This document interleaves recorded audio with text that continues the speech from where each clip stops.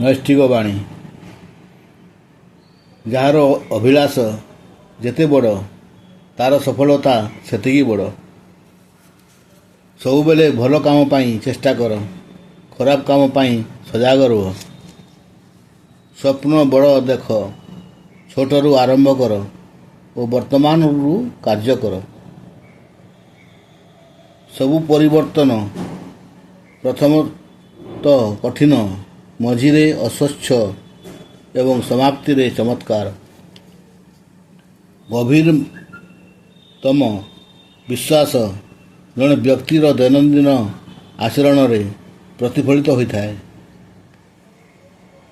ନିଜ ଆୟକୁ ଦ୍ୱିଗୁଣିତ କରିବା ପାଇଁ ଆତ୍ମବୃଦ୍ଧି ରୂପକ ପୁଞ୍ଜି ଲଗାଣକୁ 3 ଗୁଣ କର। ଶିକ୍ଷା ହେଉଛି ବିଘଟନ ବିରୋଧରେ ଏକ ଟିକା ଦାନ। ଯେତେବେଳେ ଦୋଷୀ ଦୁର୍ଭାଗ୍ୟ ଦେଖେ, ଚରମ ହାସଲକାରୀ ସୁଯୋଗକୁ ଦେଖିଥାଏ। ସମାଲୋଚନା ଅଭିଳାଷ ପ୍ରାପ୍ତି ଆଡ଼କୁ ବାଟ କଢ଼ାଏ।